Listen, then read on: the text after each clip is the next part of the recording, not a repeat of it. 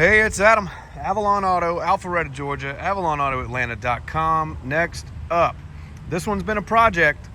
We've had a lot of interest in it just from our coming soon video about a month ago.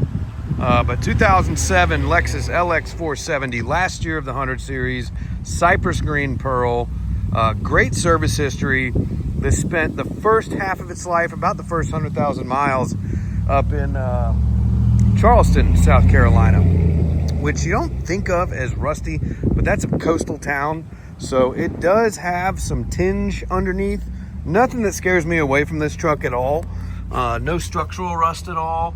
But there is some surface here and there on certain bolt heads. But the bulk of the frame, well, the whole frame itself, everything is clean underneath. Let me try to do a better video of this. But it is not like a, perfectly spotless, Georgia owned. I've had a couple from Charleston. I actually think my 200 is from Charleston.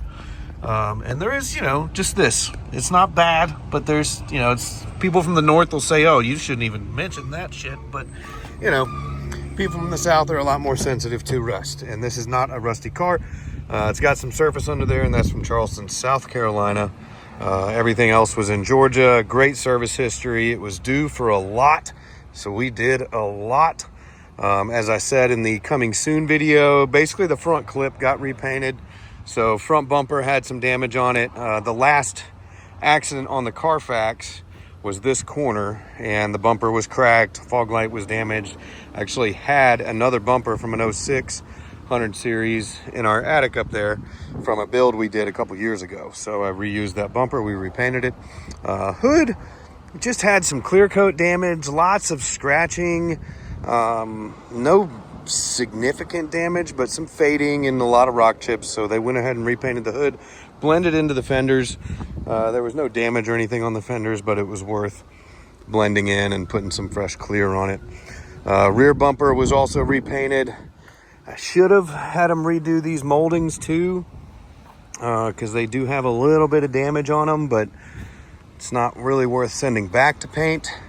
I noticed yesterday, because when we got it back from detail, the third brake light, the faux third brake light, was leaking, which I've got a couple of videos on my YouTube channel about that. I had some silicone runoff I'll clean off, but I removed those, clean them, reseal them, so should never leak again. But while I was up here, I didn't realize the roof had some clear coat damage. So it's there, it's not horrible, it's not peeling away, but it does have some clear coat damage. Had I caught that before, because the front part of the roof looks solid, but there is some clear coat busting on the roof. So I can get that remedied, and we can take it back to the shop and have them repaint it. Or we can wrap it if you're wanting to build this and you want to put a roof rack, a Prinzu or something on there. Wrapping it is my personal choice. I do that on mine and my wife's. But up to you. Front seats recovered. Look great. Not sure why he didn't do the armrests as well. They're not bad, but there is a little bit of wear on the armrest. Steering wheel's been replaced. Door panels, decent shape, some wear on them. This leather is soft. It tends to scratch up depending on, if you've got nails, if it's a female with big nails or somebody with a bunch of big diamond rings or something, it does scratch that material. Nothing horrible, but it is there.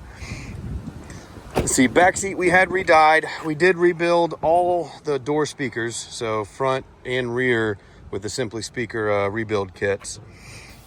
They sound okay. They don't sound bad anymore. They're not vibrating and rattling, but they're still not high-end speakers to me. But they sound fine, standard speakers. There is some wear on this back seat, nothing major. There was a car seat over here for a significant amount of time, and it did leave some marks that may be there forever. But the back seats are in good shape, no major issues. Some door panel mars, again, it's closing the door with things back there.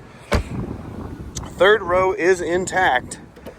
However, it is a bugger. So when I got it back from detail, they had it folded out and locked in, so they do work. but the mechanisms are old and crusty, and this one I'm going to see if we can disassemble and just WD-40 and get that like piston thing moving again, because it was a process to get it back up. So if you don't plan on using the third row, great, we can take them out. If you do plan on using the third row, I'll need to make some adjustments on this. There is a chance I've got another third row set for 100 series in my attic.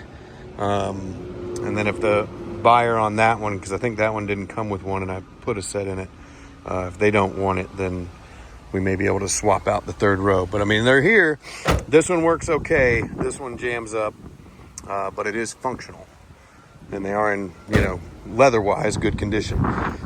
Again, some fading on the clear coat, some scratching on this molding here, some light scratching around here. The previous owners of this car, while they took care of it mechanically, the inside was thrashed and the outside had a lot of, you know, little things like this. Big golfer, there was a bunch of mud, probably 20 something different golf tees all assorted, you know, divot fixers, and just evidence of a golfer for sure all around this car, underneath the seats, and with kids. So lots of kid stuff in here, as far as just gunk and gummies and fruit stains and, you know, spills and things like that. We put some basic Michelin cut to fits in here, just Costco specials. The mats that came with it were not worth even trying to save. We did put new Maxxis Razor ATs on it. This car had these LX470 wheels on it when I got it. I like it a lot, actually. They look great on it. And these Maxxis Razors I run on pretty much all my off-roadish 4x4 Toyota Lexuses. They're a great tire. They last a long time. They're fairly quiet for a nice, aggressive looking AT. Mechanical. So we went all the way down the rabbit hole with the mechanical. Timing was due for its second round. So we did full ace and timing kit. Oh, let me see here. We replaced the hood shocks, full ace and timing kit, water pump, crank seal, fan clutch pulley bracket, just because the last couple of 4.7s I've done, we've needed the fan clutch pulley bracket. So I'm just adding that to all of these now. New heater tees in the back, new radiator cap, radiator hoses, air filter, cabin air filter, trying to think, new OEM battery, 84 month,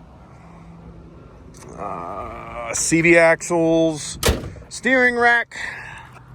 So steering rack, tie rod ends, I think one CV axle. One was fine, one had the boots separated. So yeah, this is the new one. So new steering rack, steering fluid flush, of course, coolant flush when we do the radiator. Pretty much fully baselined in the front end now. So very nice. AHC is functional. Goes up, down. I have not. I'm gonna pull it back in and count. Motherfucker. Count the gradients on the tank to see how the health is. I believe I did that when I first got it, and it was like 8 or something. So my partner just pulled in with the truck and trailer. Let me pull this back in. But AHC functions, high, low, neutral, everything. It rides nice and smooth. We will go ahead and test and see how much it's moving in the reservoir up here, just so we can be confident in that. But Adam with Avalon Auto, AvalonAutoAtlanta.com. Lots to talk about with this old Cypress Green 100 series. We do have a wait list for it, so I'm not sure if it'll even make it to the website. I'm going to finish up my numbers today. We also replaced 4 door lock actuators in this thing. Forgot to mention that. Read the full description at AvalonAutoAtlanta.com, because I know I forgot some stuff when we're making these videos. The only thing I'm waiting on is the antenna mast. This one is seized up. I do hear the motor working, so I'm pretty positive I can just replace the mast. And then a second key is coming today. So second key, antenna mast. This thing's 100% ready to rock.